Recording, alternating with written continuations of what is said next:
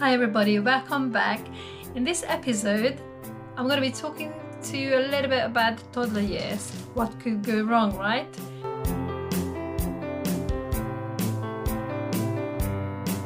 So let's dive in. I put together about 10 of these hacks. Thinking back now, I think I did use most of them actually. But just to see, if it would make life easier for you. So a little bit of a disclaimer, obviously I'm not a medical professional. I'm just a mom of one who is 7, and this video is just gonna be covering her toddler years and the experiences that I had when she was little. First thing first, I'm gonna start it with weaning. So I think I started weaning her when she was about 6 months old. I started with baby porridge.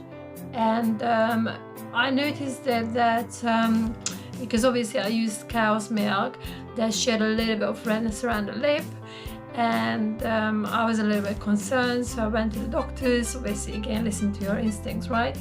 And they said that she was slightly intolerant to dairy, so we introduced a bit of soya milk, but in the meantime I was still breastfeeding. So this is how the weaning started. I think it's quite normal that you start giving them baby porridge, start pureeing things. This is what I was doing as well. I was letting her experience the different textures later on, but well, goodness me, weaning is a messy business, right? So obviously thinking back now, I think we did do mixed feeding. So obviously she was having milk, she was having my milk, she was having a bit of baby porridge, and she was having kind of finger food as well, just to experience really the texture. And so I was doing mix, because obviously I was doing a bit of pureeing and I was doing a bit of finger food, because with the pureeing at least I made sure that she was going to be eating it rather than just chucking it on the floor. But obviously there are different ways. I'm pretty sure that there might be new ways as well since she was little. So do your research and do what is best for you and your family. But so we were just doing the traditional mixed weaning with her, and she was doing really well. Obviously the dairy intolerance was a bit of an issue, and we were giving her the junior soya milk that had additional stuff to it. And but now she's totally fine. So she outgrew it. She just doesn't really, she's not too fussed about having milk. But that's kind of the weaning experience a little bit. It's not really a tip, although there will be a couple of things related to this. And obviously toddler years, when they start toddling, when they start walking, then that's the time to child-proof the house. Oh my goodness me, we really literally had to move everything out of the way. The furniture in the living room were moved out of the way, moved to the side, so she had a place to play. Obviously all the cupboards, doors, because she was getting the little fingers, they just get into absolutely everything. So we even put this foamy thing around the wooden coffee table, and we have a gas fireplace, and obviously we put a guard up as well. And when they are toddlers, you just have to have one eye on the back of your head, because they will find a way to get into things.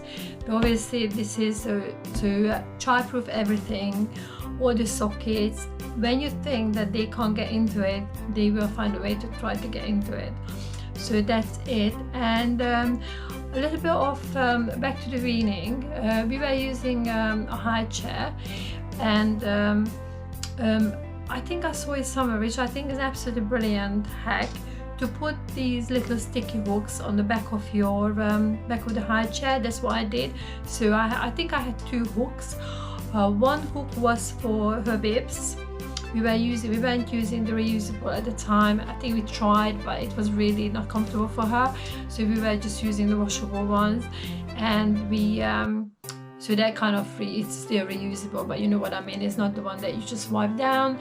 So we use that kind of bibs. And also so one hook was for the bibs, to hook it on, and the other hook was for the washcloths as well, because they go through so many. It's absolutely unbelievable. So I think it's very good. It worked quite well for us. And also I think we got this sheet as well. You might be able to get it online, that for example if you need to go somewhere, they have got like, or you kind of feed them in a carpeted area, which is not a brilliant idea, I think, because they just throw it, and those little fingers, they move like lightning.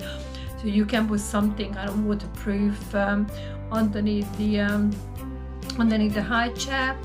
And again, what I'm thinking back now, what I was doing, and I think probably a lot of us would do it, but especially when she was little, obviously we do have the milestones that we follow, and the healthcare professionals, you know, they make sure that, you know, the baby is growing with the correct weight and correct height. But when they reach toddler years, and they kind of start developing a little bit more, they will be a little bit more independent. Then when they start walking, then I knew that I was comparing Ella to other kids as well, which I don't recommend you do it. Obviously be a big idea when they're supposed to be hitting a milestone, but you know, when her friend was like walking, Ella still wasn't walking, and I was like, oh, is she gonna be walking too late? When is she gonna start walking? Is everything all right? Again, just questioning your own sanity. And of course she started walking, but some kids, they take longer to walk, and some kids they start walking. It's just the same with when they start talking. It's like, oh, please, what are you gonna say? When are you gonna say the first word? Is it too late? Is it too early? Do not compare, because your child is perfect, and you will pick up on something that's not right. As I said, the milestones, I knew that I've been taught, and I noticed it with Ella, every 6 months there was something. There was obviously when they are younger, developmental milestones I noticed, and also in mental developmental milestones, like when she was a little bit more restless. And it hasn't happened with her now, or I'm not quite sure when it actually, how it manifests itself when they are a little bit older, like school age, if there's still something there. But I know even maybe about a year ago, Ella was going through some unusual phase, and it could be milestone phases, I'm not sure, but I knew when they are young, milestones are really major, and I knew that it used to hit us every 6 months. There was something. She was either super emotional, super happy, super sad. Anyway, so please be ready for the milestones, but do not compare your child to others. And again, as I said, if you haven't seen my other video, I'm gonna link it at the end of this one. That's the baby years. Please do listen to your instinct, okay? Because that's important. I believe we were given those instincts for a reason. So when the milestones hit, please be kind to yourself. Reevaluate and think that, you know, this is actually normal. Everybody goes through that. So be kind to yourself, and be patient as well with yourself and with your child as well, because as I said in my previous video as well, that every stage is temporary and it will pass. The other thing I think that's important is let them experience like different textures, different sensations. I think there are so many sensory toys out there now that you can get online, but like, you know, activities. I think some of us may tend to kind of bubble wrap them a little bit more than others, but I remember when I was growing up, I was playing in the dirt. So I mean, Ella still loves the sticks and stones and rocks and dirt. So yeah, please let them experience it, because again, it's not gonna last forever. And when they are getting a little bit older, like toddler years, then you can, I knew that we used to go, I mean, we went out with Ella when she was a baby, but obviously it was quite difficult. But when she became a toddler, became more independent, and we were doing a lot more outing, it was so much easier. Obviously then you have to be on your toes, because, you know, they get into everything, but it kind of opens up other opportunities than, I think, more like for travel a little bit. And the other thing is that I remember thinking back, I was really rushing potty training. As I mentioned before, I think I was comparing too much to other kids, because I know that people say, oh, you know, you have to start potty training them when they turn, like, you know, I don't know, maybe 1.5, 2, you start potty training them, you know, sooner the better. And I know that please don't rush it. They will give you cues when they are ready.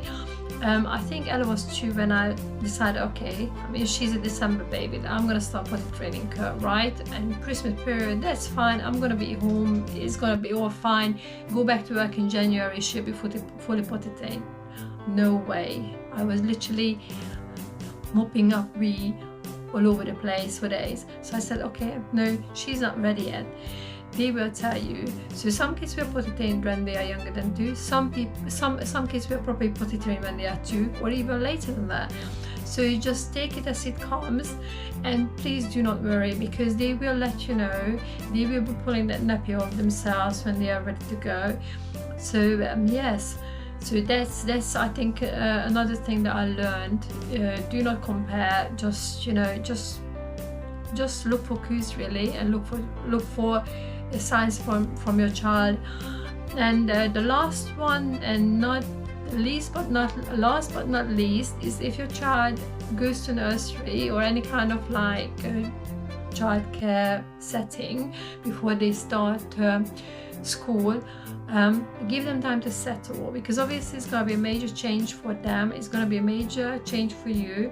I know that we are, as a family, we are very routine driven. So we had a routine, we've been having a routine for years, and it does help us. Everybody knows what's happening, everybody knows what's going on. But I know when Ella started nursery, she was 13 months and I had to go back to work full time. It was really hard at the beginning, and thinking back, I think it was a lot harder for me than for her, because she was with her friends. I think she was settled after 2 to 3 weeks. She was great. But me going into work every day with a mom's guilt, that's the other thing. I think a lot of us do it when we have to go back to work. We just feel guilty. But again, I think it's one of those feelings that we were given as parents, as mothers, caregivers, that you know, I think now thinking back, obviously when you're in it, you think that, you know, just there's nothing would make it better apart from like me cuddling my baby, but they will be fine. They are in good hands. But it's for you who will probably need take time to kind of process all of this. So please be kind to yourself and give yourself some time to kind of get into the routine, because routines will change as they grow. Things will change when they go to school. There will be changes for them again, for you. When they get older and they will be more independent, there will be changes. So I think it's just more about adaptation for us as well. So that's it. I think I put down something like 10 pointers. I was a little bit all over the place, so excuse me for that. I do hope that you enjoyed this video and got some value out of it. If you haven't done so already, if you'd like to subscribe to my channel, that would be brilliant. And please don't forget to share and like. And I think there will be one more part coming up when I will be covering the school years. And yes, please, if you haven't checked it out, check out the video about the baby ears, okay? So thank you very much for tuning in. I can't wait to see you next time. Have a lovely day. Goodbye.